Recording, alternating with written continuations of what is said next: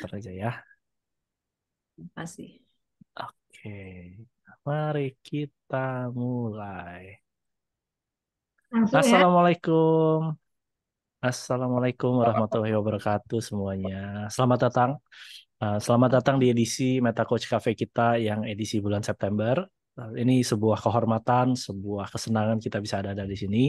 Dan hari ini kita akan membahas tentang bagaimana membangun sebuah habit. Ini menarik banget karena buat saya personally juga saya butuh membangun habit-habit yang lebih sehat.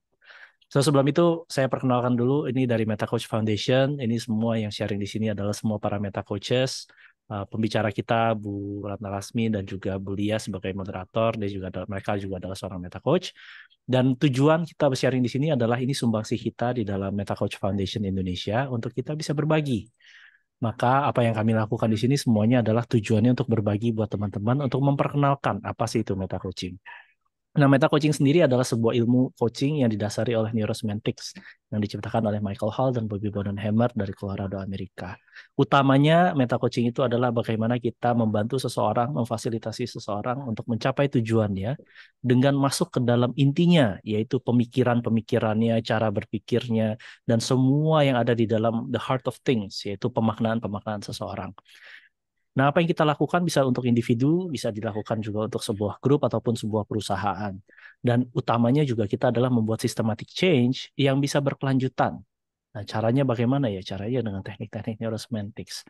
Apa yang dilakukan adalah dengan semuanya juga menggunakan pemaknaan-pemaknaan dan utamanya lagi, neurosemantics dan meta coaching itu adalah untuk aktualisasi diri. Karena setiap dari kita pasti ingin mengaktualisasikan dirinya sebagai versi terbaik kita. Nah, jadi apa yang kita sharingkan semua di sini, tujuannya adalah supaya teman-teman yang ada di sini bisa mengaktualisasikan dirinya menjadi versi terbaik dari dirinya. Nah, without further ado, saya akan berikan kepada moderator kita, yaitu Mulia, untuk memperkenalkan Bu Ratna Rasmi. Silakan. Terima kasih Coach Irfan. Dan terima kasih juga kepada semua teman-teman. Ini berapa orang nih? 1.000 orang yang sudah hadir. Ongoing to 1.000 ya pastinya ya. Terima kasih untuk kedatangan dari teman-teman. Terima kasih untuk kehadirannya. Dan sebelum kita memperkenalkan pembicara, izinkan saya untuk menyampaikan ground rules. Jadi ini sesuai dengan SOP ya, SOP di McCafe kita. Jadi ground rules-nya waktu kita adalah 90 menit, dibagi 60 menit adalah pemaparan dari pembicara, di mana 15 menit berikutnya itu adalah sesi tanya jawab.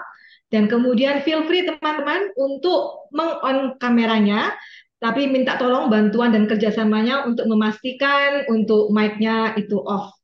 Ya, dan kemudian juga sepanjang sesi pemaparan dari speaker kita, mohon bantuannya juga untuk jika ada pertanyaan, silakan feel free untuk langsung saja menulis di kolom chat. Dan kemudian pada sesi tanya jawab, silakan juga untuk langsung klik tombol raise hand untuk langsung bertanya kepada pembicara kita. Dan seperti biasa, acara ini bisa ditonton ulang di website NS Indonesia. Saya ingatkan lagi, websitenya adalah www.neurosemantics-indonesia.com. Setelah acara ini selesai, kita akan pastikan untuk recordingnya bisa diupload supaya teman-teman juga bisa untuk melihat kembali recording sesi di malam hari ini. Dan kemudian juga jika teman-teman terputus di tengah acara, feel free juga untuk bisa langsung rejoin kembali ke sesi kita. Oke, baiklah. Dan di kesempatan pada malam hari ini, saya yakin teman-teman juga sudah familiar dengan sosok pembicara kita ini, karena di komunitas NS-NLP ini beliau rajin sekali, beliau punya komitmen yang tinggi untuk membantu terus mengadakan acara-acara McCafe kita yang di setiap bulannya ini. Beliau adalah seorang human resource practitioner. Beliau secara konsisten dan berkomitmen untuk membantu teman-teman untuk meningkatkan karir di bidangnya masing-masing. Dan kemudian juga beliau saat ini berprofesi sebagai seorang profesional executive coach. So pastikan teman-teman jika teman-teman ingin mengembangkan karirnya lebih lagi, ataupun juga teman-teman para eksekutif yang ingin untuk lebih berkomitmen kepada profesinya masing-masing, lebih meningkatkan karirnya masing-masing, feel free untuk colek, untuk langsung kontak pembicara kita pada malam hari ini. Karena ini kalau saya bacakan untuk resumenya itu cukup panjang, tapi kalau saya boleh persingkat ya, Bu Mimi ya, izin ya Bu ya. Boleh, Bu Lia. Ya, jadi beliau ini keahlian khususnya adalah di cultural transformation, employer branding, dan talent acquisition. Beliau berkarir di awalnya bergabung bersama Astra Human Resource Development Program dan terakhir selama 15 tahun berkarir di berbagai posisi di HR specialist, training, kemudian terakhir adalah di organization development dan employer branding selama 15 tahun di Bank Permata. Dan terakhir, sebagai seorang professional executive coach pada saat ini, beliau pastinya siap untuk membantu teman-teman untuk lebih mengadvanskan karirnya di bidangnya masing-masing. Dan topik yang beliau akan bawakan hari ini, seperti tadi yang dari Coach Irfan sampaikan, adalah tentang hacks tips ya, tutorial, cara cepat untuk membangun kebiasaan baru, which is ini juga saya exciting sekali. Makanya saya juga sangat hadir juga lebih awal tadi. Mau curi-curi ilmu dari Coach Mimi, karena memang selama kita hidup, dari kita lahir sampai dengan nanti kita menutup mata, begitu banyak perubahan yang kita harus alami. Dari masa kecil, anak-anak, remaja, berkeluarga, sampai nantinya gitu ya. Dan tentunya dari saya sendiri, saya juga kepingin tahu nih gimana sih caranya supaya kita bisa survive melalui setiap proses perubahan itu, beradaptasi dengan mulus, dengan mudah, dan membangun kebiasaan-kebiasaan baru yang baik yang pastinya juga kita butuhkan secara cepat, mudah, dan efektif. Langsung saja, Coach Mimi, Coach Ratna Strasmi, the spot is yours, Coach. Silakan. Thank you, Lia. Terima kasih. Selamat malam, Bapak, Ibu, dan teman-teman semua. Senang banget malam ini saya bisa bersama teman-teman para pembelajar di sesi sharing dan juga diskusi ya teman-teman ya. Jadi ini lebih sifatnya nanti saya akan men-sharingkan apa yang pemahaman saya gitu ya, dan praktek yang saya lakukan. Dan silakan loh teman-teman nanti juga untuk memberikan masukan ataupun mungkin ide-ide yang bisa memperkaya apa yang saya sampaikan gitu ya. Dan saya senang di sini ada teman-teman dari Meta Coach juga, luar biasa. Terima kasih untuk mau join di sesi ini. Baik teman-teman, ini sebenarnya kenapa sih saya ambil temanya ini adalah effortless in building new habits gitu ya. Sebenarnya ini adalah juga menjadi bagian dari pencarian saya sih gitu ya, bahwa sekarang saya lagi mau membangun satu habit yang baru gitu ya. Habit ini adalah masak gitu. Masak ini saya udah pengen bisa masak itu dari beberapa tahun yang lalu gitu ya. Tapi baru sekarang saya punya kesempatannya, saya merasa bahwa punya waktu yang lebih luang untuk bisa fokus belajar masak gitu ya. Nah, so itulah latar belakangnya kenapa sih ambilnya building new habits gitu. Seperti tadi disampaikan oleh Lia bahwa memang selama kita hidup di dunia ini sampai nanti menutup mata, kita tidak lepas dari perubahan, teman-teman. Boleh ya saya panggil teman-teman biar kita santai gitu ya. Oke. Tidak lepas dari perubahan, baik itu perubahan yang datangnya dari luar gitu, dari eksternal kita, apakah karena perubahan ekonomi, politik, sosial, budaya, iklim gitu ya, ataupun yang perubahan lingkungan kita yang terkait dengan peran kita. Nah, ini semua adalah perubahan-perubahan yang terus konstan terjadi gitu ya. Dan sebagai implikasinya adalah kita jika ingin eksis di dalam dunia yang baru, kita perlu berubah gitu. Nah, perubahan itu seringkali dilihat sebagai sesuatu yang nggak nyaman, teman-teman. Benar nggak sih? Ada nggak yang merasa nyaman banget kalau berubah gitu? Mungkin ada ya, mungkin ada. Selalu ada kan orang-orang outliers gitu. Tapi kebanyakan dari kita merasa bahwa nggak nyaman. Kenapa? Karena kan kita perlu merubah apa yang kebiasaan-kebiasaan kita yang lama. Kita mesti menghadapi sesuatu yang berbeda yang kita lihat berbeda, kita dengar berbeda, yang kita lakukan berbeda. Nah, ini bisa mendatangkan ketidakpastian, teman-teman. Ya. Nah, ketidakpastian inilah yang membuat kita merasa tidak nyaman. Nah, sehingga sering konotasinya adalah oke, perubahan itu adalah sesuatu yang susah. Nah, ini kalau di kelasnya kita di MCF itu kata-kata yang dilarang ya, susah. Tapi dalam purpose untuk menjelaskan bahwa ini memang yang dialami oleh kita, bahwa kita melihat bahwa untuk berubah itu susah gitu. Nah, sehingga pertanyaannya adalah bisa nggak sih kita itu melakukan perubahan ini dengan effortless, gitu ya. Nah, effortless-nya di sini tuh apa gitu loh. Nah, ini saya merangkum gitu ya, apa yang saya pelajari, yang saya pahami sampai saat ini dari neurosemantik, dan juga saya mengutip beberapa konsep dari effortless Greg McKeown. Jadi Greg ini membuat buku mengenai effortless gitu. Dan ini kayak tempting banget gitu ya, judulnya effortless. Gimana sih beneran nih bisa nih gitu. Nah, oke. Di sini kita adalah, saya yakin kita semua adalah manusia yang sudah mature gitu ya, so adult gitu. Jadi kita juga perlu apa maksudnya effortless di sini bukan berarti leyeh-leyeh gitu ya, nggak begitu juga sih gitu ya.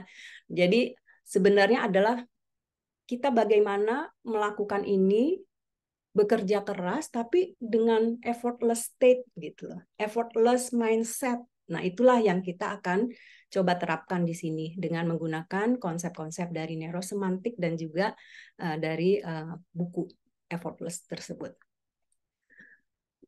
Oke, ada yang akan saya share sebentar.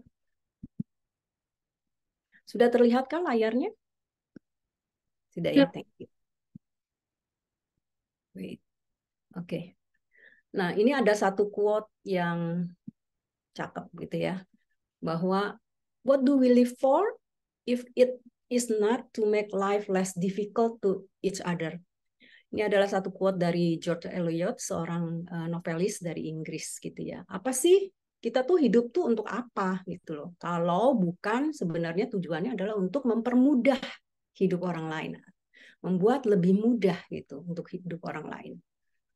Nah, berdasarkan konsep itulah kemudian kalau gitu bisa nggak sih kita membuat habits ini, membangun habits ini menjadi effortless. Nah, ini saya menggambarkannya seperti ini nih teman-teman. Jadi sebenarnya effortless itu sendiri bicara mengenai simplifikasi, ya, mengenai bagaimana membuat jadi lebih mudah gitu ya. Dan ini pertama akan dimulai cycle-nya itu adalah dari what matters most. Jadi kita tuh perlu menentukan nih apa sih hal yang paling penting dalam hidup kita, gitu ya. Karena begitu banyak hal yang ada, stimulus-stimulus informasi yang ada di sekitar kita, gitu ya, yang masuk kepada diri kita, gitu ya, dari handphone, dari sosial media, dari apa surat kabar ataupun apa gitu ya, banyak sekali. Dan kita perlu menseleksi nih. Sebenarnya dari yang banyak itu mana yang benar-benar penting buat saya, gitu ya. Nah, kemudian nanti akan dilanjutkan dengan kalau kita sudah tahu apa yang penting buat kita, maka kita perlu melakukannya, gitu. Dan kemudian kita dengan melakukan kita akan memberikan hasil. Nah, dari ketiga ini kemudian dibungkusnya adalah ada yang namanya state, teman-teman. Ya, nanti saya akan jelaskan secara lebih detail di halaman selanjutnya. Apa sih state itu? Gitu. Baik. Nah, ini adalah tentang bagaimana menetapkan apa yang paling penting dalam hidup kita. Jadi ada tools-toolsnya yang saya pakai dari neurosemantik. Yang dua pertama, yaitu meaning dan intention. Ini adalah tools dari matrix ya. Jadi matrix itu adalah bagaimana sih orang itu beroperasi kalau dilihat ada 7 atau 8 matrix gitu ya, termasuk state. Jadi salah duanya yang pertama itu adalah tentang meaning dan intention. Nah, kalau bicara mengenai meaning, itu kalau bahasa Indonesianya makna gitu ya. Nah, manusia itu adalah meaning maker Jadi manusia itu adalah makhluk yang memberikan makna terhadap segala sesuatu, gitu ya. Jadi inilah letak sebenarnya kekuatan kita sebenarnya sebagai manusia. Dengan demikian kita bisa loh mengubah makna yang tidak memberdayakan menjadi memberdayakan. Nah, meaning sendiri kalau di makna itu sebenarnya adalah apa sih yang kita, misalnya kita tadi pengen what matters most gitu ya. Nah, salah satu hal yang perlu kita lakukan juga untuk membangun kebiasaan ini adalah mengambil ruang teman-teman. Ya, untuk berpikir gitu ya, untuk berpikir. Kenapa? Karena tadi itu kita tuh banyak sekali stimulus yang masuk gitu ya. Sehingga kalau dibilang kita bisa kalau sehari itu 60.000 pikiran yang muncul. Jadi banyak banget kan ya teman-teman. Jadi yang perlu dilakukan adalah kita perlu satu ruang yang terbebas dari segala gangguan gitu ya, untuk benar-benar memikirkan dulu nih di awal. Apa sih yang pertama? Apa makna yang saya berikan terhadap sesuatu hal yang saya anggap penting? Misalnya katakan di sini adalah tentang sehat. Saya pengen sehat gitu ya. So, apa makna yang saya berikan tentang sehat gitu? Apa yang saya lihat, saya dengar, dan saya rasakan kalau saya sehat, gitu. Oke. Nah, kemudian pertanyaan selanjutnya. Nah, ini kalau di meta coaching, teman-teman kita tuh bertanya, gitu ya, memberikan pertanyaan-pertanyaan. Nah, kemarin kita baru belajar dari Michael bahwa ternyata bertanya itu adalah part of thinking, gitu ya. Jadi bertanya itu baik untuk memicu satu pemikiran gitu ya. Karena dengan bertanya otak kita itu akan bekerja gitu ya. Pikiran kita akan bekerja untuk mencari jawabannya. Kita akan mengeksplorasi, kita akan berkreasi gitu ya untuk mendapatkan jawaban dari pertanyaan tersebut. So pertanyaannya setelah kita mendapatkan oke, saya udah tahu sekarang kalau saya sehat itu apa? Misalnya kalau saya sehat itu celana saya nggak kedodoran, gitu misalnya. Ini nih emang kalau saya kan kurus ya teman-teman ya. Mungkin kalau saya sehat itu bukan menurunkan berat badan, tapi saya malah mau menaikkan berat badan gitu. Jadi atau sehat itu adalah oke, saya itu jarang sakit gitu kan.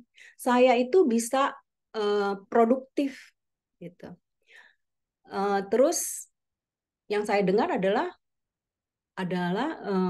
hai, kamu kok seger banget gitu ya. Kemudian apa yang saya rasakan, kalau saya sehat, saya dibilang seger gitu kan, saya bisa produktif, lalu saya merasa I'm happy gitu, saya senang, saya merasa fulfilled gitu loh hidup saya gitu. Nah, ini adalah makna-makna yang bisa berbeda ya Ibu Bapak, teman-teman, ini kan contoh. Nah, kemudian yang setelah ini makna ini kita tes nih, teman-teman. Ya, kita lakukan testing. Sebenarnya makna ini menimbulkan rasa apa nih kepada diri kita ketika kita punya makna yang seperti itu? Apakah itu makna yang memberikan rasa bahagia atau rasa cinta atau rasa semangat gitu ya? Atau gimana? Gitu kan? Itu yang pertama. Lalu yang kedua adalah testingnya adalah apakah makna yang saya berikan ini membuat saya jadi produktif gitu ya, membuat saya jadi termotivasi gitu untuk melakukan seperti itu. Oke. Kalau itu makna jawabannya adalah ya, berarti itu adalah meaning Anda, meaning yang memberdayakan, makna yang memberdayakan. Nah, kalau jawabannya tidak, berarti jangan-jangan bukan itu yang sebenarnya what matters most buat kita. Jadi, atau please lakukan lagi, recheck lagi dengan tadi apa, balik lagi ke pertanyaan sebelumnya, apa yang dilihat, didengar, dan dirasakan. Terus apa maknanya, gitu ya. Oke, itu yang pertama. Yang kedua adalah tentang intention. Jadi setelah kita punya meaning, kita udah punya nih makna yang memberdayakan. Oke. Lalu kita perlu punya niatan, teman-teman, ya. Intention itu adalah niat, tujuan gitu ya. sebagai manusia kita selalu punya niat terhadap apapun yang kita lakukan. Dan niat itu selalu positif. Setidaknya untuk orang yang bersangkutan. Jadi misalnya nih, orang mencuri, niatnya positif adalah untuk misalnya menghidupi dirinya dan keluarganya. Gitu. Nah, memang di sini kita perlu melakukan ekologi, checking gitu ya. Ini merugikan saya nggak? Merugikan orang lain nggak gitu ya. Jadi kita perlu melakukan itu, ecological checking. Nah, intention ini adalah tentang tadi niat penting. Jadi pertanyaannya yang bisa kita ajukan adalah mengapa sih saya menginginkan untuk sehat gitu ya? Apa emangnya penting ya untuk sehat gitu kan? Lalu kalau penting, apa pentingnya? Nah, ini kalau kita di coaching, kita dianjurkan untuk bertanya mengenai apa pentingnya itu minimal 3 kali, teman-teman. Supaya kita tuh dapat sebenarnya value yang luhur kita sebutnya gitu ya. Value yang tertingginya. Dan bisa jadi perlu lebih gitu dari 3 kali. Lalu Coach Irfan pernah bilang minimal 7 kali nih. Lakukan lagi, tanya lagi, tanya lagi, tanya lagi gitu ya. Nah, ini adalah untuk mendapatkan benar-benar intensi ataupun niat yang luhur gitu. Inilah yang menjadi value kita nantinya. Dan ketika kita punya intensi yang kuat gitu, maka perhatian kita pun akan menjadi fokus. Dan ketika perhatian kita fokus, energi kita akan mengalir kepada apa yang kita perhatikan. Gitu ya. Nah, ini ada presupposition-nya atau apa disebutnya ya? Premis gitu ya. Premis dasar bahwa energy flows where attention goes as directed by intention. Jadi energi itu mengalir kepada apa yang kita perhatikan yang diarahkan oleh intensi kita. Nah, itu kalau gambarnya jadi kayak saya gambarkan itu kayak sinar laser gitu ya. Tajam dan energinya kuat. Ketika kita punya intensi yang solid. Nah, kemudian setelah kita selesai dengan meaning dan intensi, nggak cukup teman-teman. Nggak akan jadi apa-apa gitu ya. Meaning dan intention itu adanya di awang-awang sini. Kita perlu menurunkannya ke bumi. Dengan cara apa? Kita perlu membuat goals-nya apa gitu ya. Terus kalau sehat itu maknanya adalah produktif, bikin saya produktif dan itu penting banget supaya saya bisa menjadi manusia seutuhnya di mata Tuhan gitu. Misalnya intensi tertingginya seperti itu. Lalu bagaimana saya menurunkannya menjadi goals gitu ya, dan saya sebutnya di sini adalah big goals-nya dulu. Bikin big goals-nya dulu. Dan pakai aturan yang sudah umum yaitu adalah SMART. Itu bisa dipakai nih, simple. Jadi SMART itu adalah specific, measurable, attainable, relevan, dan juga time bound. Spesifik. Jadi kita tuh perlu spesifik. Apa yang menjadi tujuan kita? Kalau sehat itu sehat yang kayak apa ya? Gitu kan? Sehat itu kan macam-macam. Apakah ini tentang tadi turun berat badan atau naik berat badan gitu ya? Apakah tentang mengecilkan lingkar pinggang atau tentang apa? Oke, jadi spesifik. Kemudian measurable. Yang kedua adalah perlu dapat diukur supaya kita tahu bahwa ini nanti tercapai atau nggak tercapai sih sebenarnya gitu ya. Dan kemudian achievable atau attainable, artinya memang bisa dicapai. Jangan juga pengen sesuatu yang terlalu jauh gitu ya, sehingga untuk memikirkannya aja udah rasa berat gitu kan. Jadi sesuatu yang memang achievable bisa dicapai. Toh nanti kita bisa progres kok gitu ya, bisa naikin lagi kok barnya gitu. Dan yang selanjutnya adalah tentang relevan. Relevan itu adalah apakah dengan saya tadi menurunkan berat badan atau menaikkan berat badan itu relevan dengan tadi makna matters most-nya tadi adalah tentang sehat. Dan yang terakhir adalah time bound. Jadi time bound ini adalah kapan saya mau lakukannya, sampai kapan atau mau kapan itu terwujudnya gitu ya. Dari big small ini kadang-kadang terlalu besar teman-teman gitu ya. Jadi diturunkan lagi menjadi small goals. Saya sebutnya small goals. Kalau mungkin teman-teman ada yang familiar dengan lagging indicator, leading indicator, gitu ya. Tapi kita tidak mempermasalahkan istilah. Jadi saya turunkan menjadi small goals. Jadi small goals itu misalnya adalah kalau saya tadi pengen naikin berat badan, gitu ya. Terus apa sih small goals-nya saya supaya ini bisa tercapai?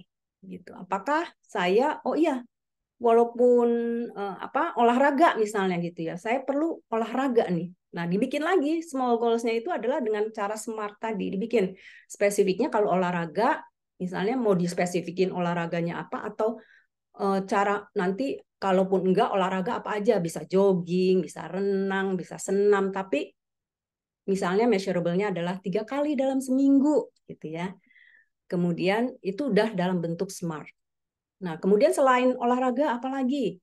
Misalnya, oh iya, saya makan masakan saya sendiri karena misalnya saya merasa kalau makan masakan sendiri itu lebih terkontrol nih ingredientnya, isinya gitu ya.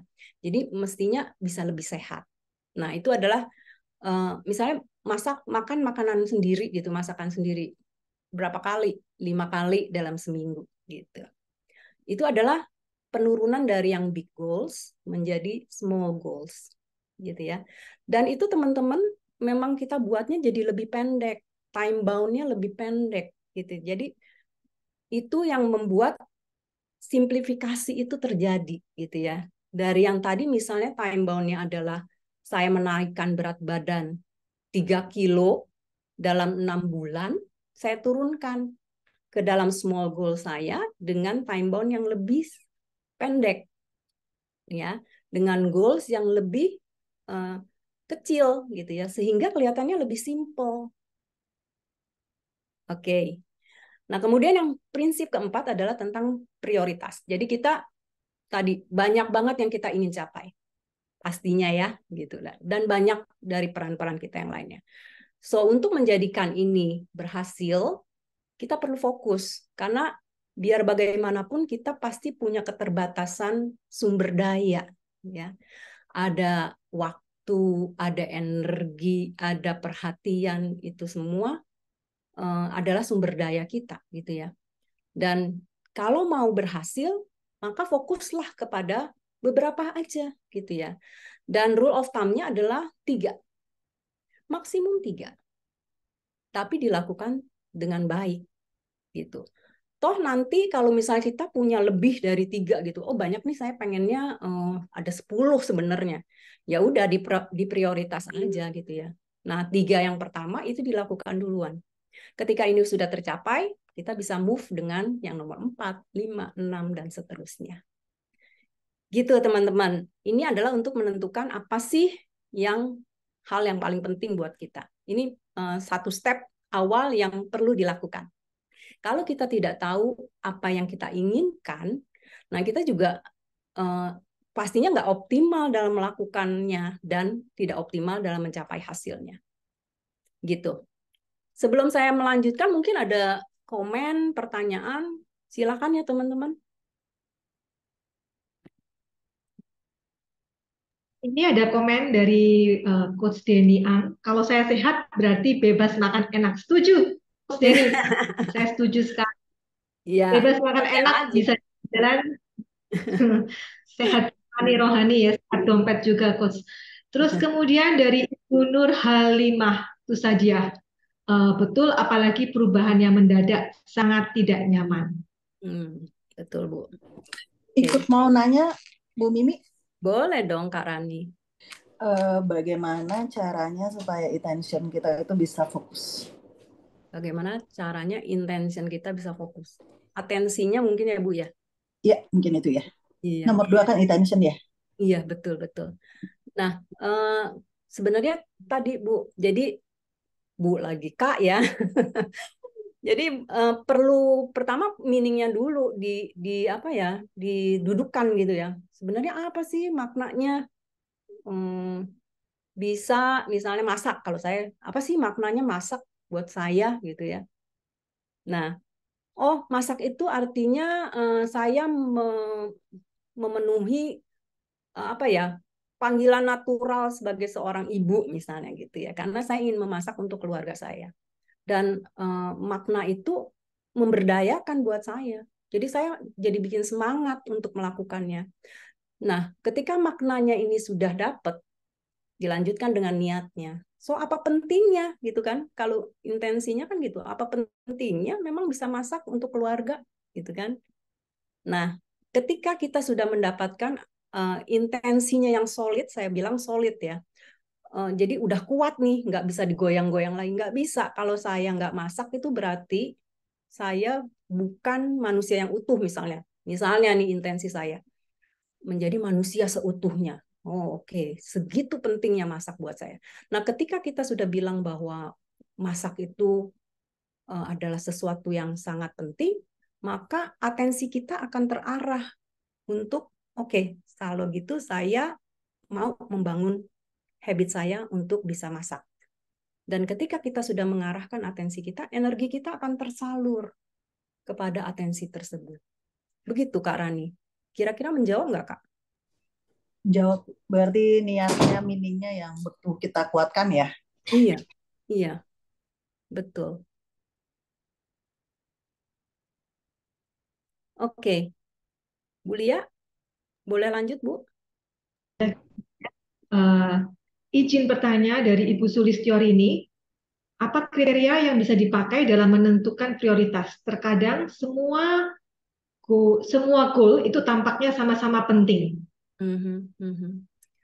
Kalau saya mungkin Bagaimana? melihatnya adalah yang paling dampaknya itu paling kita inginkan ataupun yang paling kita hindari, Bu. Jadi artinya adalah apakah ini sesuatu yang nggak bisa dibantah lagi, mesti ini kudu gitu loh. Kan ada juga yang misalnya penting, ya penting, tapi nggak sekarang nggak apa-apa sih gitu. Nah, mungkin itu salah satu yang bisa dijadikan sebagai kriteria, Bu. Jadi dampaknya, apakah saya bisa menerima dampaknya kalau saya nggak lakukan, gitu kan? Apakah menjawab, Bu? Kita assess dulu ya. Bu Sulistyori, saya sambil cari ya. Bu Sulistyori, apakah bisa diterima atau apakah ada yang mau ditanyakan lebih lanjut, Bu? Karena kalau tidak, kita Ya, bisa mungkin aku lanjut. tambahin ya. Selain sebenarnya banyak kriteria yang bisa kita jadikan kriteria. Nah, yang pertama tadi adalah dampak. Kemudian saya punya nggak resources-nya gitu ya. Tapi kalau misalnya dampaknya itu adalah sesuatu yang nggak bisa ditawar-tawar, saya akan cari resources-nya. Saya akan cari sumber dayanya, gitu ya. Sumber daya ini bisa macam-macam, Bu. Apakah dari sisi finansialnya, dari sisi waktunya, dari sisi relationship-nya, banyak. Dan juga dari sumber daya yang dari internalnya kita. Gitu. Waktu termasuk sumber daya juga.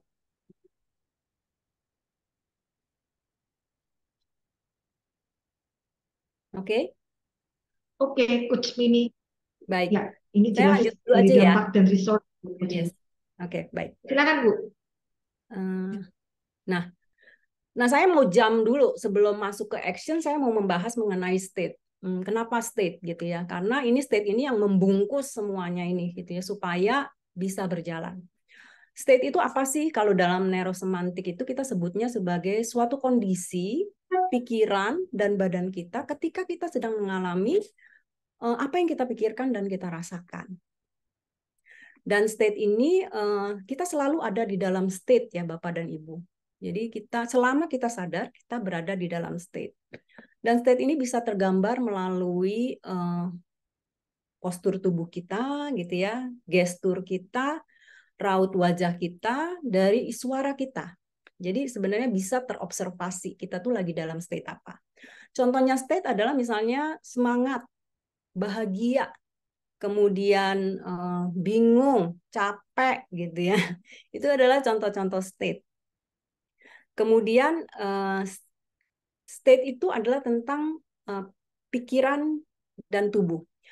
Kalau kita meyakini bahwa manusia itu merupakan sistem pikiran dan tubuh yang saling berhubungan dan saling mempengaruhi satu sama lain, gitu ya. Lalu di dalam state itu ada energinya, Bapak dan Ibu. Energinya itu bisa intensitasnya itu tinggi, bisa intensitasnya rendah. Dan state itu sendiri juga bisa, apakah dia mengempower, memberdayakan, memampukan kita untuk jadi lebih baik, atau justru dia menarik kita ke bawah, gitu ya. Jadi itu adalah state. Nah, kemudian kalau state itu saya mau coba deh gini ya, kita bermain-main dengan state ya, Bapak Ibu. Boleh ya mengizinkan diri untuk kita bermain-main, Bapak dan Ibu, teman-teman. Jadi gini, ikuti apa yang saya katakan, gitu ya. Tunjukkan bahwa Bapak dan Ibu, teman-teman ini dalam state fokus.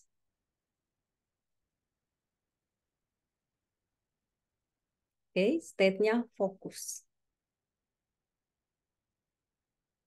Sudah? Saya nggak bisa lihat nih audiensnya. Oke, sudah ya.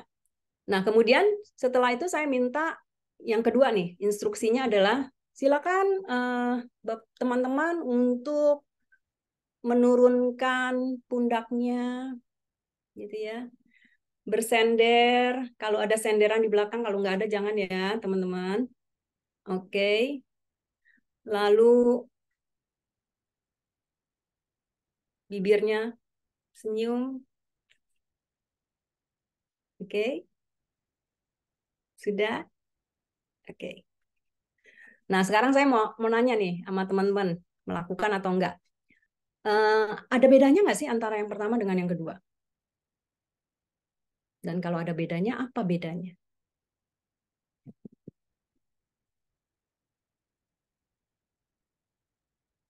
Yang kelihatan Bu Lia udah Bu Beda Lia. sih kalau dari saya.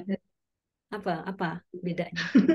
Dari itu Pak Rik mau kalau dari saya ketika bibirnya kita angkat itu rasanya lebih optimis, lebih cerah gitu rasanya. Oke. Lebih cerah ya. Oke. Dan ketika tadi fokus, apa yang terjadi dengan dirimu, Lia? Dari posturmu. Ketika fokus yang terjadi itu ada di dalam hati, di dalam pikiran ini juga kemudian bertanya-tanya, what next, what next, what next. Berpikir jadinya. Oke. Dari secara bodinya ada sesuatu yang berbeda nggak sih? Dari secara body, ya ada sesuatu yang berbeda juga, Bu. Kalau saya tambahkan, sorry, Pak Teddy Mokoginta. Pak Teddy juga ada komen, ada bedanya yang awal serius, yang kedua santai, Bu. Dari Coach Denny Ang, jadi tidur. Yang mau tidur yang mana nih, Coach? Yang pertama atau yang kedua, Coach? Yang sender. Oke, saya coba cek lagi. Oke. Sender ya, Coach. Oke.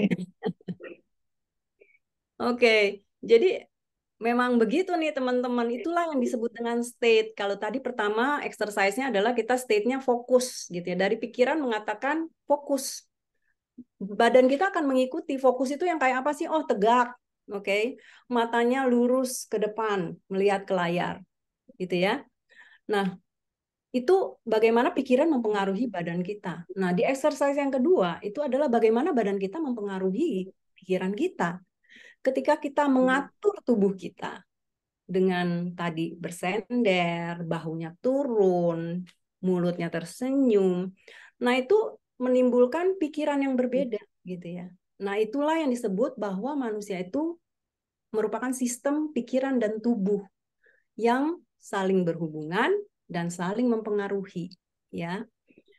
Itu teman-teman. Nah, kemudian jadi kalau kayak gitu sebenarnya state itu bisa kita atur dong.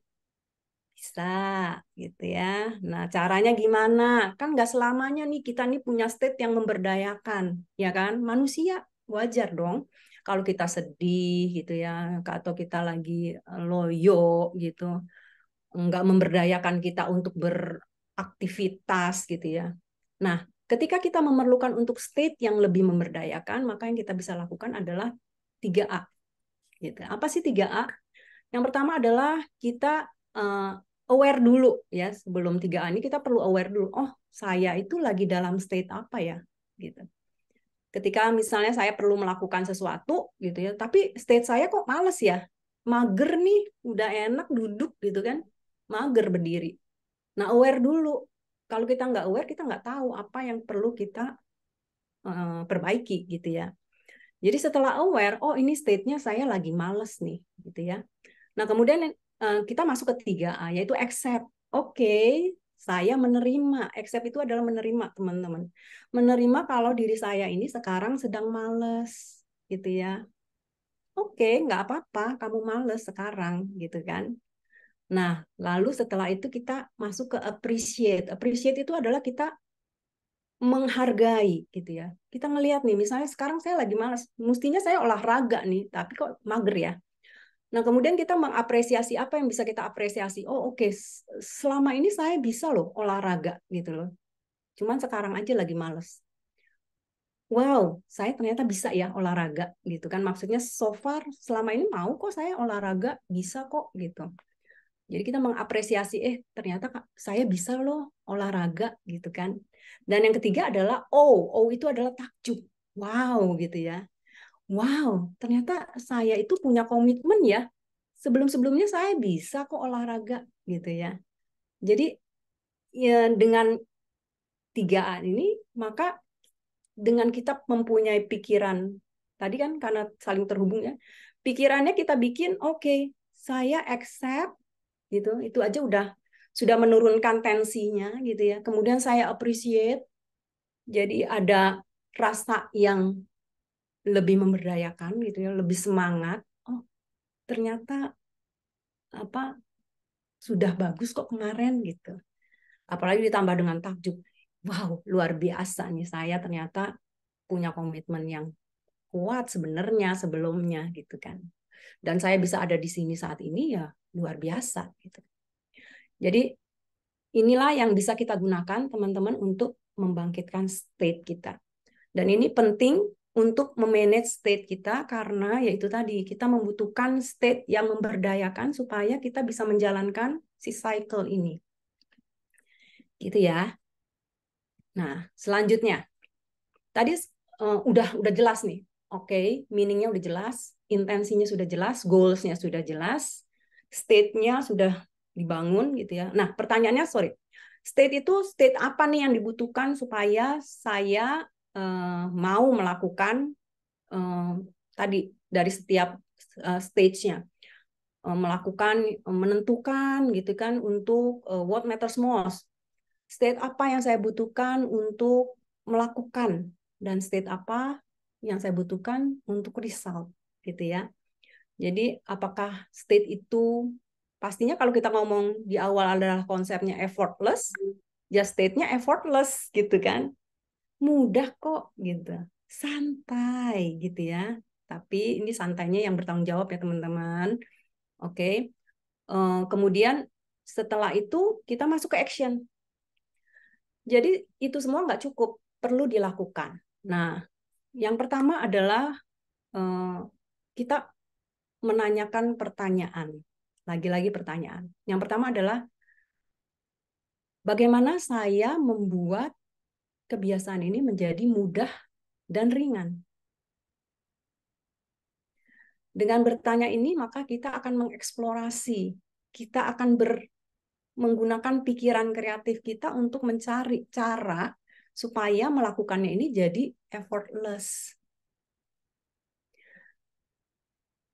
Kita akan perlu menentukan step-stepnya gitu ya. Dan ketika kita misalnya sudah pernah melakukan sebelumnya, tapi belum memberikan hasil yang optimal, maka kita bertanya, sebenarnya dari step-step itu mana sih yang nggak optimal, yang perlu saya modifikasi, mana yang perlu saya mungkin hilangkan aja karena nggak berguna gitu ya. Nah, kemudian setelah kita membuat jalur stepnya seperti apa, lalu kita bertanya lagi nih, kompetensinya saya punya nggak untuk melakukan kebiasaan itu? Kalau saya nggak punya, lalu bagaimana saya memenuhinya? Dan kapan? Gitu ya. Setelah itu kita akan bertanya lagi adalah mengenai sumber daya apa yang saya butuhkan supaya saya bisa melakukannya secara effortless. Sumber daya ini bisa dalam materi maupun non material. Tentang dukungan dari orang lain itu juga bisa masuk ke dalam sumber daya yang kita butuhkan. Dan tadi itu adalah yang kita sebut sebagai state adalah sumber daya internalnya kita. Sudah cukup kuat belum nih state saya? Saya perlu state yang kayak apa ya supaya saya bisa merasa melakukan ini dengan effortless gitu. Nah, pertanyaan yang kedua adalah bagaimana kebiasaan ini menjadi sesuatu yang menyenangkan. Rasanya nggak ada di antara kita yang nggak suka sesuatu yang menyenangkan. Betul ya? Jadi konsepnya adalah coba deh menaruh flavor gitu ya, rasa menyenangkan di dalam kebiasaan yang akan kita lakukan. Bisa macam-macam teman-teman caranya gitu. Apakah kita misalnya melakukannya olahraganya senengnya sama teman-teman deh gitu. Biar seru gitu. Bisa juga sih gitu ya. Nah, kemudian dalam membuat step-step ini juga kita ada kadang-kadang kita perlu sistem nih, teman-teman. Gitu ya. Sistem itu adalah nggak perlu aplikasi sih. Kadang-kadang nggak perlu aplikasi. Kadang-kadang perlu aplikasi. Misalnya, oke, saya mau olahraga pakai aplikasi. Ada tuh apa sih yang kalau lari itu apalah namanya gitu ya. Bisa mengukur oke, saya hari ini udah berapa kilometer gitu ya. Nah, itu bisa membantu kita. Kemudian atau kita pakai sistemnya adalah misalnya kita bikin tabel sederhana aja sih untuk tadi checklist gitu loh. Jadi apa sih yang sudah saya lakukan hari ini gitu kan. Nah, di checklist 1, 2, 3 gitu ya. Tiap hari dilakukan. Nah, nanti saya ada contohnya seperti ini. Jadi bisa ditulis tangan aja teman-teman, ini kan contoh ya. Nah, dibikin fun-nya adalah oke, saya bikin statusnya di belakang nih.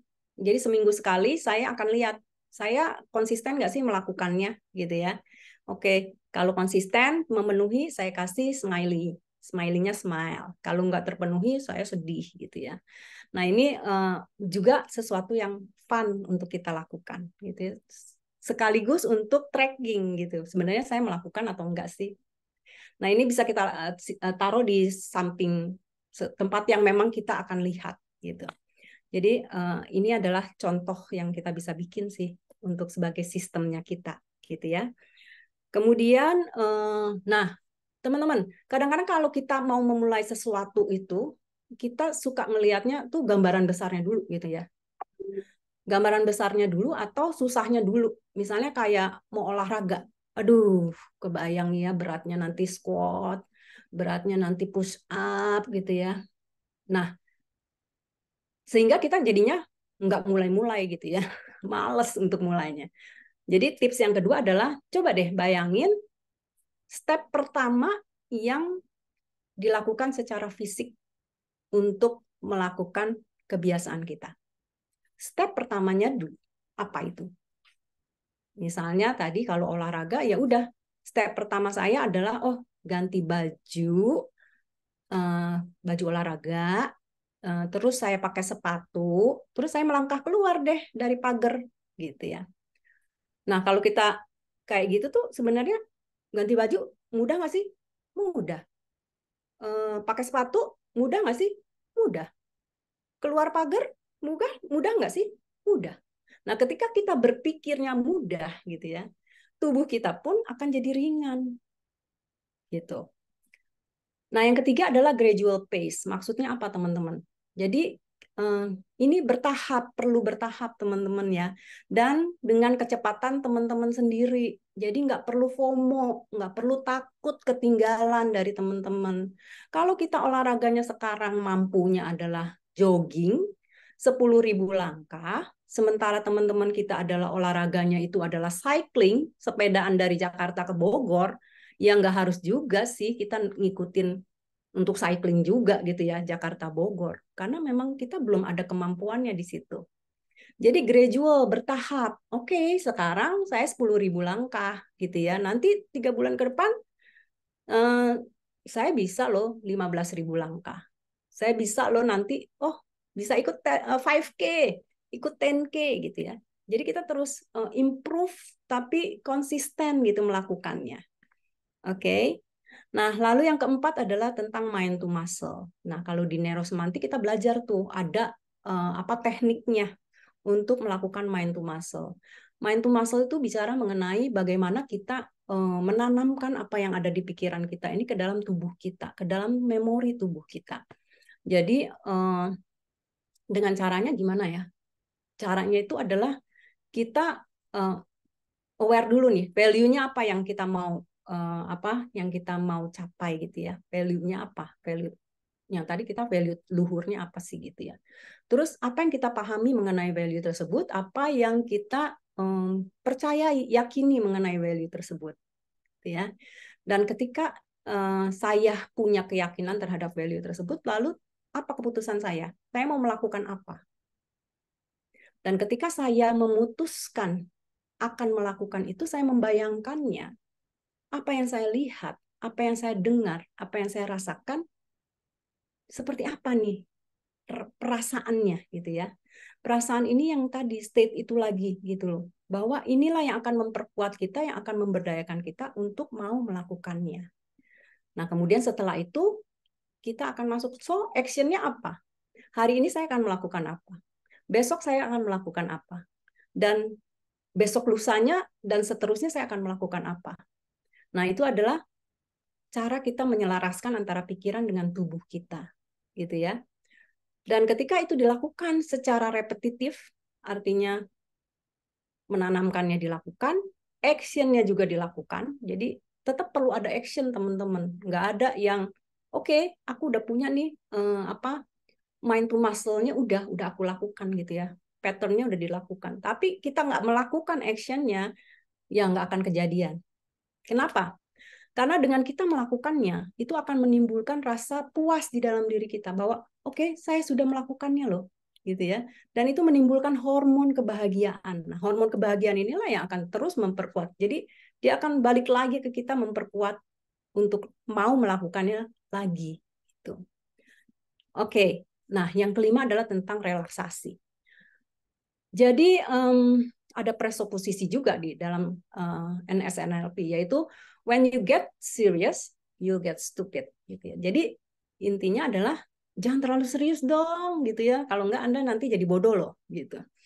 Jadi kita perlu balancing nih antara effortnya, gitu ya, dengan ada relaksasinya juga. Nah, relaksasi ini tergantung dari teman-teman. Ada yang orang relaksasinya adalah misalnya meditasi, atau dengan inhale, exhale gitu ya, atau dengan jalan, atau dengan mandi misalnya, atau mendengarkan musik, bisa macam-macam. Jadi ini relaksasi tetap perlu ada teman-teman gitu ya, supaya kita nggak burn out gitu. Nah, juga ada satu terkait dengan relaksasi ini juga adalah misalnya nih, kemarin saya mempraktekkan. Jadi saya pengen fokus melakukan sesuatu gitu ya. Nah, saya akan bikin ritual untuk saya sendiri. Ritualnya adalah saya 30 menit fokus mengerjakan gitu ya, tanpa gangguan apapun juga. Nah, makanya saya set environment-nya. Jadi handphone taruh jauh-jauh gitu ya. Kalau perlu di silent supaya tidak men-trigger bunyi cetang-cetungnya itu ya. Jadi kepengen lihat gitu. Taruh jauh-jauh, kalau perlu di ruangan yang berbeda gitu. 30 menit benar-benar fokus gitu ya. Ketika pikirannya mau lari ke tempat yang lain, balik dulu. Cuma 30 menit kok. Simple kan? 30 menit doang gitu. Nah, setelah 30 menit selesai, saya boleh break 5 menit. Oke, 5 menit saya punya break, saya mau lihat WA saya mau lihat scrolling IG saya gitu misalnya.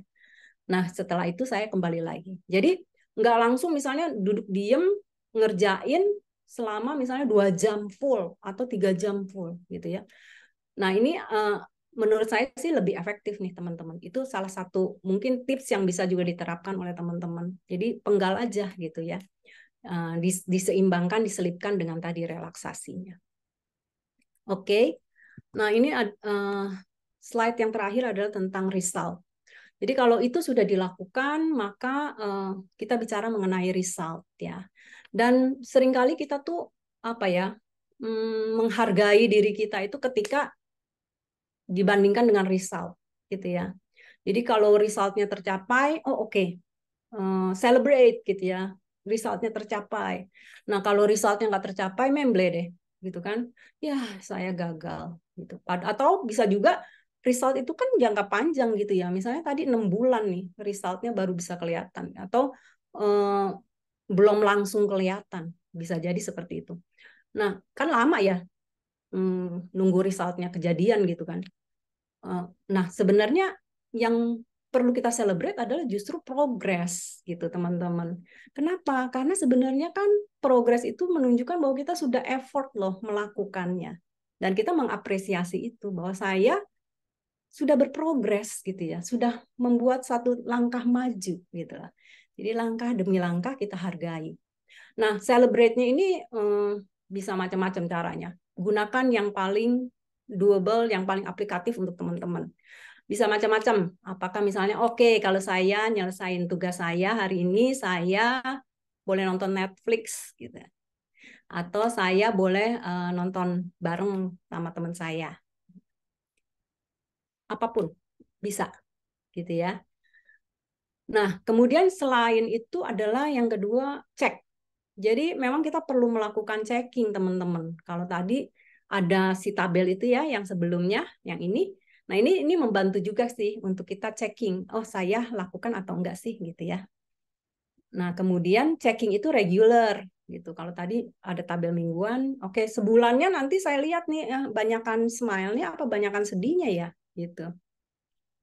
Nah, kemudian yang perlu juga dilakukan cek adalah goals besarnya nih, kadang-kadang ada milestone-nya kan ya. Kayak misalnya tadi naik berat badan gitu ya, 3 kilo dalam 6 bulan. Berarti saya perlu naik 0,5 kilo nih setiap bulan gitu ya. Nanti sebulan saya lihat naik nggak saya 0,5 kilo gitu. Jadi dan nanti di akhir setelah 6 bulan saya perlu review juga gitu ya. 6 bulan udah jalan gitu ya, terus hasilnya apa? Dan teman-teman, dengan kita melakukannya secara konsisten, ada teorinya tuh, gitu ya. Jadi untuk membangun kebiasaan itu, ada yang bilang 21 hari berturut-turut melakukannya, terus dan terus. Nanti akan terbentuk tuh kebiasaannya. Ada juga yang bilang 30 hari. Ya. Jadi yang pasti adalah lakukan lagi dan lagi, gitu ya. Sampai benar-benar tadi mind to muscle, masuk ke dalam memori tubuh kita, sehingga nggak perlu lagi diingat-ingat, dia udah lakukan sendiri. Contohnya adalah nyetir mobil. Di awal kita masih mikir kan, oh kapan ini rem, kapan ini gas gitu ya. Ketika kita sudah ahli gitu, sudah terbiasa, maka kadang-kadang kita udah nggak pakai mikir tuh ya, secara sadar udah nggak mikir, jadi udah unconscious aja gitu loh, nginjek rem atau nginjek gas gitu. Nah, dari checking ini juga sebenarnya kalau yang tadi regularly setiap bulan gitu kita lakukan minimal, kita tuh jadi tahu sebenarnya mana sih saya tuh kok yang nggak efektif tuh yang mana ya stepnya gitu. Kayaknya bukan ini deh stepnya. Kalau saya modifikasi gimana ya gitu. Jadi kita nggak perlu nunggu nanti 6 bulan selesai, ternyata nggak nyampe ya berat badan saya gitu. Udah rada telat sih gitu kan. Jadi corrective action bisa dilakukan di tengah-tengah, teman-teman, gitu ya. Jadi malah jadi cepet tuh pembelajarannya, jadi cepet. Oke, yang ini nggak berhasil, saya coba deh cara yang lain, gitu ya. Kemudian nanti di akhir juga kita akan bertanya, misalnya tadi goals besar saya naik berat badan 3 kilo dalam 6 bulan, tercapai loh. Terus saya masih mau lanjutin atau enggak, gitu ya. Saya perlu putuskan. Mau lanjutin atau enggak? Kalau misalnya merasa udahlah cukup dong 3 kilo saya udah cukup lah gitu. Oke, kalau gitu saya bisa tadi pindah tuh yang ditanyakan sama Ibu siapa tadi? Boleh pindah ke prioritas yang lain kalau memang itu masih menjadi prioritas kita pada saat itu. Gitu. Jadi nanti akan cycle-nya balik lagi teman-teman ke cycle yang ini. Jadi kita akan balik lagi ke what matters most-nya lagi gitu kan. Akan balik ke action, result dan terus gitu. Menjadi cycle. Itu sih teman-teman apa yang saya ingin sampaikan kepada teman-teman. Saya stop share. Thank you Bu Mimi. Sebelumnya saya ini bacakan dulu ya apa komen dari teman-teman yang masuk gitu ya. Jadi Tadi juga Coach Irfan menyampaikan beda, lebih rileks. Yang kedua, dari Coach Riko juga beda. Yang kedua lebih rileks, yang pertama sedikit tegang. Dari Pak Sucipto, idem rileks. Ibu Nur Halimah Tusadia ada lebih rileks dan nambah fokus dan berkesadaran. Tadi Pak Teddy Ginta juga ada, bedanya yang awal serius, yang kedua santai. Dari Coach Denny Ang tadi jadi mau tidur, fokus tidur. Terus kemudian dari Coach Rico yang pertama fokus rada tegang ingin mencapai target, yang kedua santai ngapain mikirin target. Kemudian di Coach Denny Ang bersyukur banget di kelas ini mengajarkan mengapresiasi rasa malas saya. Sebenarnya bukan hanya mengapresiasi ya, tapi juga mengagumi tadi ya Coach Mimi ya. Tapi Accept, bukan mengagumi rasa malasnya, Li. mengagumi. Oke, dan kemudian dari Coach Denny jika berhasil 10 kali tadi jadwal yang tadi dapat ice cream, setuju saya. Terus dari Coach Gyokni habis 5K, ini event nanti yang Coach Gyokni ikut ya, langsung masuk ke toko gelato, bahagianya. Kemudian dari Coach Irfan langsung cari tukang bakmi terdekat, biasanya aku begitu. Kalau dari saya, biasanya saya langsung makan nasi Padang. Oke, itu tadi dari komen dari teman-teman. Eh, ada pertanyaan dari teman-teman. Saya sebenarnya juga ingin bertanya tentang apa ya, yang perubahan yang saya ingin lakukan. Tapi saya tunggu dulu pertanyaan dari teman-teman. Apakah ada? Oke, saya coba tanya ya. Jadi gini, kalau dari saya pribadi ya, Coach Mimi, jadi perubahan yang ingin saya lakukan tuh saya ingin membaca buku Michael Hall. Itu salah satu cita-cita saya yang apa ya, yang sampai dengan sekarang tuh masih cuman hanya dibaca 10 halaman pertama. Selanjutnya makanya saya lebih sering memilih ikut kelasnya Coach Irfan daripada ngebaca buku Bapak Michael Hall ya. Terus kemudian saya mencoba untuk apa ya, mencari what matters most-nya. Memang kalau bagi saya jadinya saya merasa tidak terlalu dapat matters most-nya. Kemudian saya coba cari lagi, cita-cita saya adalah membaca Alkitab tiap hari deh gitu. Dan sekali lagi itu cuma hanya bertahan 7 hari. Padahal saya tahu tuh matters most-nya tuh saya tahu. Apa yang perlu saya lebih gali ya. Oh, oke.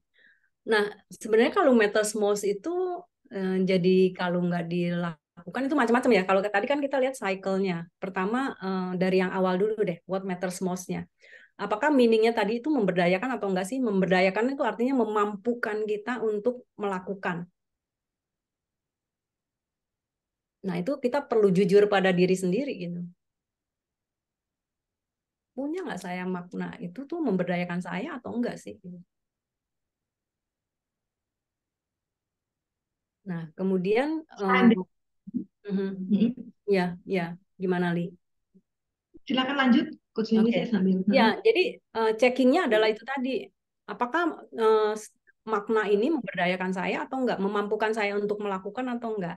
Nah, kemudian apakah makna ini menimbulkan emosi yang emosi ataupun state yang loving gitu ya, yang semangat gitu, atau justru males gitu kan jadinya, ya kan?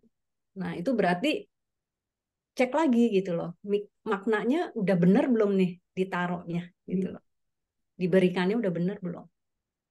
Atau jangan-jangan ya itu tadi, kalau udah dilakukan lagi dan lagi, ternyata memang bukan sesuatu yang penting sih, bisa jadi. Kita pikir itu penting, tapi ternyata ya tidak sepenting itu.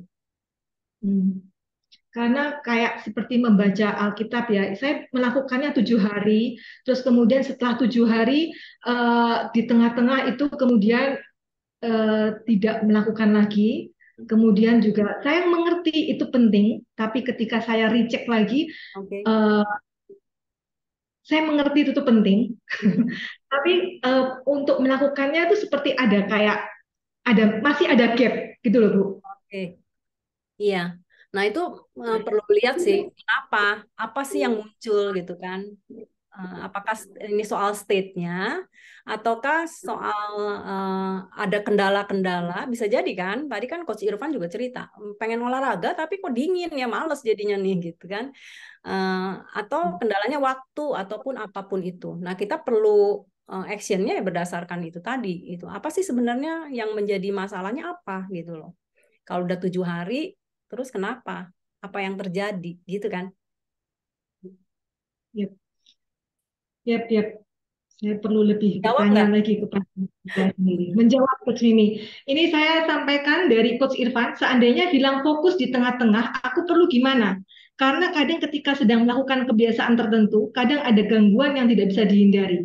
Misalnya olahraga pagi, tapi karena ada training beberapa hari, maka paginya pasti tidak bisa olahraga. Gimana supaya bisa semangat kembali untuk memulai? Ya, itu tadi Coach. Apa first step-nya yang secara fisikal bisa dilakukan? Dan lakukan. Kalau tadi olahraga itu ya pakai baju olahraga, ganti baju, pakai baju olahraga, pakai sepatu, keluar rumah. Itu adalah first step. Apakah itu membuat kita menjadi lebih mudah? Instead of kita mikirnya, aduh, gitu ya, apa lari berapa kilometer? Mikirnya aja udah capek gitu.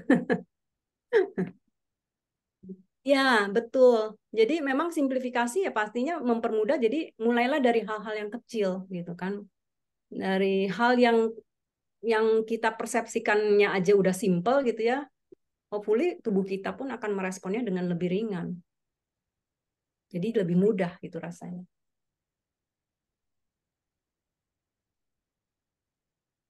Oke. Oke, Teman-teman thank you. boleh loh kalau ada maksudnya kayaknya nggak gitu deh. Bisa jadi kan ya. Apa namanya juga berdasarkan apa yang saya pahami dan juga berdasarkan apa yang saya alami gitu kan prakteknya. Nah, ini dari Coach Rico nih. Apakah untuk membentuk kebiasaan itu adalah push dari luar? Contoh DDC, orang tertib lalu lintas disiplin, padahal kebiasaan kita di Bekasi kan semrawut. Nah, berarti nggak perlu min dan intention dong. Terus kemudian tadi dari Pak Riko juga ada komen, saya kata baca Alkitab kelas 2 SD, hebat Pak Riko, saya salut. Perlu rajin dan fokus terus-menerus. Nah, ini dia masalah saya, Coach Riko. Begitu. Silakan Coach Mimi, Ya, ditanggapi. untuk tadi dari luar bisa. Jadi kita pengalaman saya sendiri ya waktu saya menjalankan di perusahaan saya yang sebelumnya itu adalah membangun culture. Jadi membangun budaya di perusahaan. Nah, itu pastinya kalau kita di langkah awal adalah justru memang itu tadi dipaksakan. Perubahan itu adalah dipaksakan. Jadi dipaksakannya dengan ada mekanismenya, ada monitoringnya gitu ya. Kalau nggak dilakukan nanti dilaporin sama direkturnya gitu kan. Jadi ada punishment-nya, ada reward-nya, tapi ada juga sistem yang dibangun di situ. Jadi hopefully dengan pertama adalah kalau membangun mindset itu nggak gampang. Jadi yang gampang adalah membangun perilakunya dulu gitu ya. Jadi perilakunya dulu yang dikondisikan. Jadi kalau misalnya tadi disiplin berlalu lintas, perilakunya dikondisikan untuk disiplin berlalu lintas. Kalau enggak, tadi dendanya mahal banget gitu kan. Itu kan sesuatu yang dampak yang kita tidak inginkan kan. Jadi kita mau hindarin, nggak mau dong bayar $500 misalnya. Gitu. Menjawab nggak, Pak? Jadi setelah nanti perilakunya jadi kebiasaan gitu ya. Nah, ininya akan terbangun sih Pak, mindset-nya gitu. Jadi karena setelah dia melakukan, dia merasakan manfaatnya, oh ternyata ada manfaatnya ya saya melakukan ini. Jadi dapatlah meaning-nya gitu loh. Dan itu nanti akan memperkuat intensinya dia untuk melakukan lagi dan lagi. Bahkan untuk menerapkannya nggak cuma di kerjaan aja nih, tapi dibawa juga ke rumah gitu ya. Dibawa juga dalam hubungan dengan teman-teman gitu misalnya. Gitu, Pak Riko. Kenapa Pak? Boleh ikut ngomong nih, nanya. Boleh banget Jadi Pak. kalau push faktor di Kerry Washington di sini kan push faktor dari luar kan tinggi ya. Tapi saya lagi terkesima dengan meaning dan intention. Apakah meaning intention itu dari inside out? Apakah meaning dan intention itu juga ada faktor dari out to inside. Oke. Nah, ini yang ya rada penasaran gitu.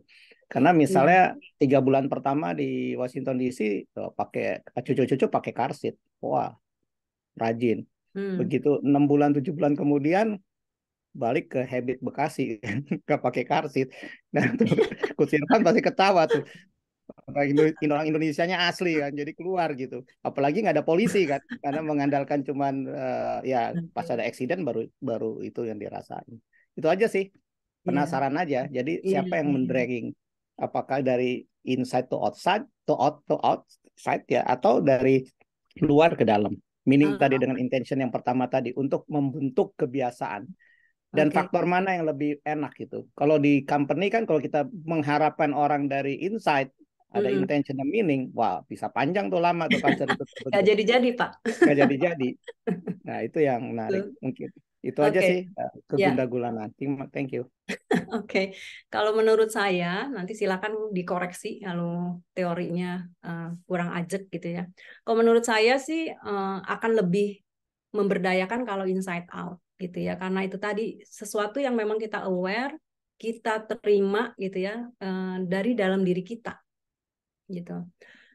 Itu yang akan lebih kuat sih mestinya kalau memang dia udah ajak ya untuk meaning dan intention ya. Nah, kalau yang tadi dari luar ke dalam bisa juga, kan tadi contohnya adalah membangun budaya perusahaan. Nggak bisa tuh benar Pak Riko, nungguin mereka untuk sadar dulu ya, gitu kan, punya meaning yang memberdayakan dulu ya, punya niatan untuk melakukan. Nggak bisa, nggak akan jalan gitu. Karena memang ini sesuatu yang ada di atas ini nggak gampang untuk dibentuk gitu loh. Makanya kita bentuknya adalah dengan tadi perilakunya dulu yang dibentuk gitu ya. Nah, walaupun mungkin meaningnya dia kalau outside in dia nggak cocok, dia meaningnya adalah mungkin nggak memberdayakan gitu ya. Atau memberdayakan tapi sebenarnya meaningnya itu adalah karena takut dilaporin ke direktur gitu ya. Kalau saya dilaporin ke direktur, wah nanti saya nggak bisa promosi, ini nama saya jelek gitu kan. Itu kan sesuatu yang saya nggak bisa terima konsekuensinya gitu kan, sesuatu yang berat. Jadi entah itu meaningful ataupun tidak untuk saya, ya saya akan lakukan. Karena meaningnya yang lain adalah karir saya gitu kan. Karir saya ini penting. Ini yang akhirnya menjadi motivasinya saya untuk melakukan perilaku sesuai dengan budaya tersebut. Iya Pak Riko. Berarti Tapi effortless kalau kayak gitu. ya, Kenapa? effortless kita untuk membentuk habit yang paling simple praktis, ikutin aja rules dari luar dong. Kan itu effortless. Nah, Ya makanya saya untuk saat bilang kalau kita konteks di korporasi ya effortlessnya kan ya ikutin aja sepanjang saya masih mau bekerja di situ. ya, Selama betul. saya mau tinggal di Amerika ya ikutin aja rulesnya. Iya. Kalau enggak ya udah ya nggak sesuai dengan meaning kita keluar. Jadi effortlessnya ya ikutin the rules itu kali dari saya gitu loh. Iya. Iya, tergantung konteksnya Pak. Jadinya effortless-nya untuk effortless apa nih gitu kan. Kalau di sini saya memang konteksnya adalah membangun kebiasaan yang baik gitu kan. Pada prinsipnya adalah sebaiknya yang muncul dari dalam diri kita gitu kan. Jadi dan effortless-nya sendiri itu bukan berarti tanpa usaha ya, enggak juga. Ini tentang mindset sebenarnya. Effortless-nya ada di tataran mindset juga gitu ya. Yang kemudian juga kita bikin sistemnya, actionnya, tadi sampai result-nya pun kita atur gitu kan, simplifikasi. Nggak usah deh lihat result-nya dulu gitu ya, kejauhan. Progres aja, apresiasi terhadap progres. Itu aja udah mensimplifikasi gitu ya, sehingga menjadikan itu lebih mudah bagi kita untuk merasakan, mendapatkan penguatan gitu loh. Kalau kita ngerasa kita udah berprogres, maka kita juga ngerasa, oh saya sudah melakukan sesuatu gitu. Saya udah punya menjalankan komitmen saya. Nah, ini hormon-hormon di dalam tubuh kita nih bekerja gitu. Hormon kebahagiaannya. Gitu, Pak. Thank you, Pak Riko, pertanyaannya. Ya, Bu Mimi izin. Ya, silakan, Ibu. Ibra. Cuman nggak buka. Namanya iPad soalnya, Bu. Iya, mau gue rubah bingung. Mau rubahnya gimana ya? Apa namanya? Nggak buka kamera soalnya nggak pakai jilbab, maaf. Iya, nggak apa-apa. Mau nanggapin aja sih yang disampaikan Coach Riko gitu ya mengenai effortless, apakah dari luar atau dari dalam. Ini sih sharing pengalaman aja Bu Mimi gitu Ya, ya. boleh.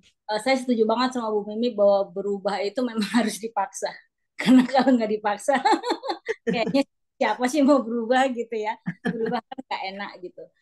Cuman em, saya pikir mungkin like meaning dan intention itu memang harus di-create di dua di dua sisi ya, dari dalam sama dari luar. Tapi at the end of the day itu memang harus dibuy-in sama orangnya gitu ya. Jadi walaupun perusahaan itu bisa memaksa gitu ya dengan konsekuensi, dengan apa, pengalaman saya sih bisa juga nggak mempan gitu ya. Ya, Walaupun konsekuensi yang itu bandel tetap ya, Coach. ya nggak mempan karena dianya nggak buy-in gitu ya. Jadi memang saya setuju sama Bu Mimi tadi bagaimana membangun meaning itu sesuatu intention ya, itu uh, nggak bisa di skip. Makanya mungkin challenge-nya bagi kita yang bikin peraturan dari luar adalah bagaimana membuat intention perusahaan itu menjadi intention pribadi gitu ya. Nah itu sih menurut saya mungkin bisa nambahin ya, Coach Rick, dari pengalaman yang terjadi susah banget memang, perubahan itu luar biasa. Thank you, Coach Fibra. Apa ini? The Why at Work, Ulrich. Wah, buku ya, Bu Gyokni ya. Cakep. Boleh nih jadi referensi.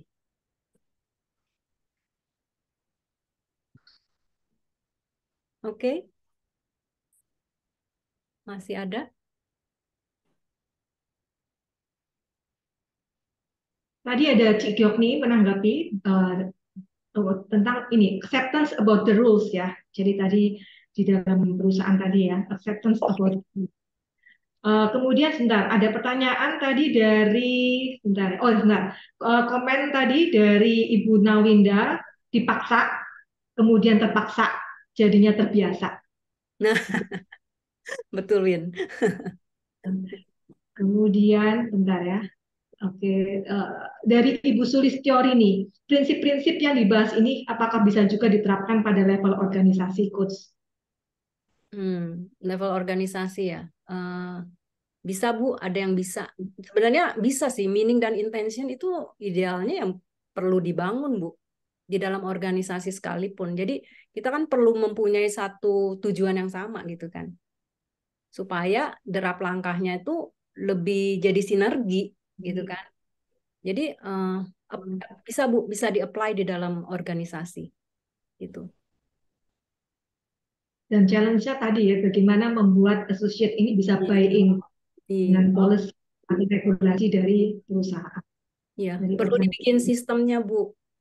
Jadi apakah itu nanti ada sistemnya, prosesnya gitu ya, yang dilakukan, ada monitoringnya, dan kemudian ada konsekuensinya. Jadi reward punishment-nya seperti apa, gitu. Supaya ini sebagai enforce gitu ya, mendorong orang mau melakukan. Dia mau nggak mau, jadinya mau gitu kan nggak mau di punish gitu kan. Di punish itu kan sesuatu yang orang hindari gitu.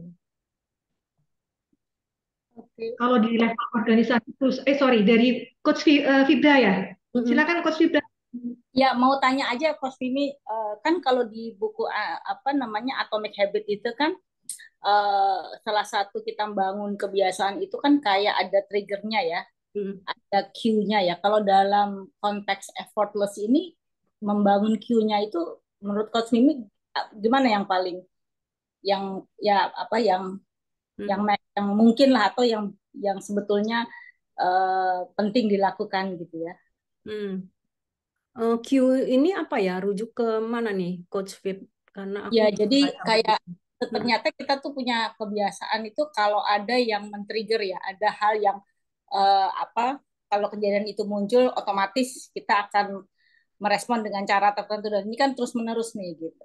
Jadi kalau dalam buku Atomic Habit itu yang men-triggernya ini perlu dirubah gitu. Nah, tadi saya lagi berpikir di dalam pattern yang Coach Mimi tadi sampaikan itu kira-kira munculnya di mana ya, membangun cue itu, membangun kebiasaan itu ya, yang men-trigger awalnya gitu. Oke. Kalau Karena misalnya gini, saya kalau misalnya gue deh orangnya ini banget apa default banget gitu ya. Aduh gue kalau suntuk ngopi gitu ya. Jadi jadi trigger gue tuh suntuk ngopi gitu kan. Nah untuk berubah bisa mengurangi kebiasaan ngopi berarti kalau aku suntuk itu aku rubah gitu. Jangan ngopi tapi aku sadar gitu loh. Oke, gue nih kalau kalau ini nih kalau suntuk nih gue ngopi gitu ya. Oke, ganti-ganti gitu ya. Oke, teh gitu ya. Dan memang benar tuh begitu ada kesadaran bahwa kalau gue suntuk gue ngeteh gitu ya. Itu bisa gitu lari gitu. Tapi nggak semua, kadang-kadang kita sadar ya cue-nya apa gitu ya. Nah, itu kalau dalam pattern ini apa ya kira-kira di mana di posisinya kesadaran itu? Kesadaran ya. Kalau lihat dari yang tadi tuh pasti mesti datangnya dari meaning intentionnya udah solid gitu ya, Bu Coach Vip, bahwa ada reasonnya kan, kenapa sih aku nggak minum kopi, sebaiknya minum teh aja gitu kan. Itunya sudah ajak atau belum? Menarik ya, so kadang-kadang gue kalau GERD-nya lagi naik gitu ya, pokoknya udah mulai GERD gitu kan, gue nggak bisa ngopi. Kalau gue kopi kolaps gue gitu kan, itu sadar tuh, oh ya apa minum teh gitu kan jadinya gitu. Iya. Tapi ya, tapi memang saya membaca buku ini saya bilang oh ya make sense juga ya gitu ya. Kalau ada trigger baru sebuah habit itu bisa muncul, berarti triggernya itu yang di apa ada yang diciptakan gitu ya, ada yang disadari gitu ya. Iya. Nah, jadi saya agak berpikir dalam konteks pattern tadi dia ada di mana? Mungkin di intention kali ya. Iya, di meaning dan intention Coach Vip. Oke, menarik. Ya itulah kok gabung-gabung jadi bingung gitu. Gak bingung sih, cuman oke menarik aja gimana ngegabungin iya. gitu. Mungkin perlu diresapi dulu nih, kita sama-sama meresapi. Coach, Thank you. Coach Riko tuh tanya apakah trigger itu berarti push dari luar? Iya ya. Betul juga ya, itu pushnya kali ya Coach Riko ya. Outside in.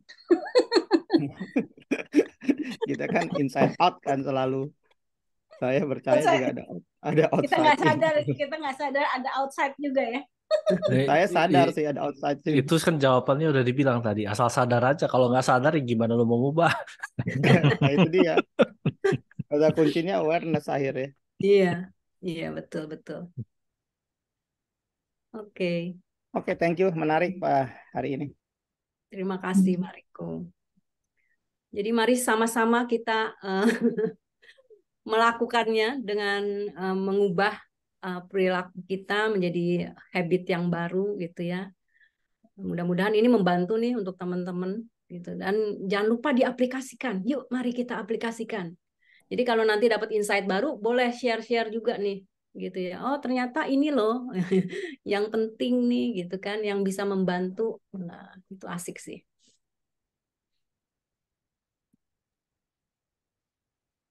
Oke. Ini apakah ada pertanyaan dari teman-teman lainnya? Kalau saya tadi dengar dari Coach Fibra juga gitu, kalau saya coba melihat ke diri saya mungkin tipe orang yang juga outside in ya.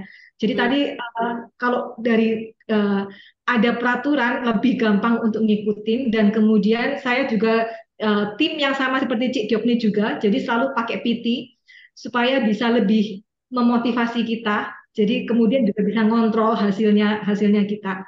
Jadi kalau saya sendiri itu bagi saya effort banget gitu. Jadi mungkin kalau untuk membaca Alkitab, apakah saya butuh coach untuk ini supaya bisa memantau? Tapi ya.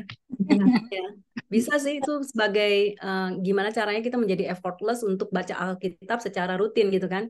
Apakah jangan-jangan perlu temen nih barengan gitu. Atau ada accountable person yang kalau kamu nggak lakukan, ngingetin gitu loh. Bisa juga sih, itu termasuk resources yang kita butuhkan. Bisa juga cari resources yang menarik. Jadi misalnya Bible Project itu modelnya komik, jadi bikin nggak boring. Nah, nggak mempancing. Nggak ribet juga nih Tianu Dalam. Terima kasih Coach Mimi ya. Terima kasih Cik Gyopni juga Coach Gyopni. Kemudian juga ini 20.55. Jika tidak ada pertanyaan, apakah tidak ada pertanyaan, saya izin untuk menyampaikan pengumuman. Ini titipan pengumuman dari Coach Denny ya. Jadi kita tanggal 28 Oktober kita akan ada IMCC di 28 Oktober, betul ya? Saya terus terang sambil cari ininya. Boleh kalau dari Coach Denny Ang untuk memberikan informasi atau Coach Irfan mengenai IMCC, Betul. boleh? 28. Tempatnya di mana, daftar kemana, dan harganya berapa? Mungkin kalau bisa diinfokan juga sekarang. Coach Denny sudah buka kamera tuh. Nah, silakan Den. Ada teman-teman IMCC 2023 tanggal 28 Oktober itu diadakan offline dan online. Lokasinya ada di Hotel Santika. Santika Premier gitu. Dan teman-teman bisa daftar offline maupun online seperti itu. Pendaftarannya ada di grup, nanti kita kasih lagi. Teman-teman cara daftarnya nanti silakan masuk ke grup. Nanti di grup itu bisa interaksi dan atau bisa langsung kontak ke Ibu Rani. Nah, kita ada kontaknya. Coach Rani.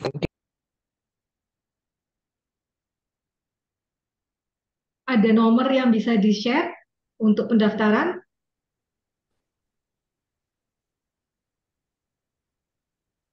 Oke, Coach Denny mungkin lagi ini. Mungkin dari Coach Irfan? Nah, sendiri. Bisa follow ke Instagram itu IMCC 3. Nah, sebentar nanti aku ini ya. Aku itu di chat deh. Bentar Bisa ya. ke saya, Bu Mimi. Nah, bisa ke Bu Rani, Rani, bisa langsung kontak Bu Rani. monggo kalau ada link Saya Bu buat Rani. bagian register di 0812 76 822 880. Mungkin Bu Rani. Apa? 812. Di chat aja, di chat. Di chat ya. Oke. Atau ada linknya, monggo. Ini linknya ntar aku kasih. Aku Jadi ini event setahun sekali, event yang akbar. Jadi teman-teman kita pastikan kita hadir, kita join bareng ya, karena pembicaranya ini ada berapa orang nih? Saya 9 ya. bahkan ada 9. Michael Hall langsung kok. Ada Michael Hall juga. Michael Hall datang offline atau online? Online. Oke, Instagramnya online. silakan langsung kontak aja langsung Instagram. Nah, itu tadi. Thank you, Coach Irfan. Instagram di IMCC 2023 dan bisa kontak Coach Rani 081276822880. Yes, kita ketemuan onsite di IMCC. Kita temukan kita online berapa tahun ini? Dua kali ya kita online IMCC. 2 tahun lalu kita online. Yes. Ya, itu juga ada linknya. Thank you Coach Irfan sudah di-share linknya.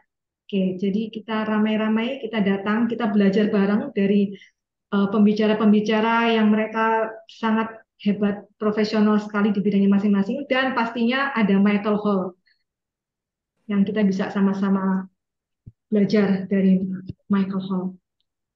Baiklah, 2059. Terima kasih sekali kepada Coach Mimi untuk sharingnya hari ini. Dan ya, love. Dan kita akan mengaplikasikan terutama inside out, meaning, intention. Ya, kita foto-foto. Jangan lupa foto. Yuk foto-foto. Ya. Yuk, bagi Bapak Ibu yang bisa buka kamera yuk kita foto yuk. Come on. Kita tunggu yang lain buka kamera dulu ya. Ya, siap? Sudah? Ada udah Hendra rupanya. Ya, ada Pak Hendra. Kita foto ya. 1, 2. Satu lagi. Ada 2. Sebentar. Oh, Lisa baru buka. 1, 2. Oke, satu lagi. Sebentar. 1 lagi. Siap, 1, 2. Sip, sudah. Terima kasih semuanya. Terima kasih Bapak Ibu Terima sekalian. kasih Bu Terima Mimi. kasih. Luar Terima kasih, biasa. Bu Terima Ko Mimi. kasih Irfan. supportnya. Bye, Thank you. Ariko bye. kapan Assalamualaikum. balik? Thank you. Kita yang ke sana Bu Giokni. Nah, seru. Setuju, setuju, setuju. Nunggu udah Hendra ke Washington baru pulang, Papi. Siap, Ya, siap, Bu siap. Giokni, Segera ke ditunggu di sana. Terima sini kasih di Bu Mimi. Washington. Thank you Bu Terima Giokni. Ke kasih. sana, Pak. Terima kasih Terima semuanya. kasih. Van, thank you ya Van. Yo, thank you. Thank you Fan teman-teman Pro semua. ya. Thank you Terima semua. kasih. Bye. Bye.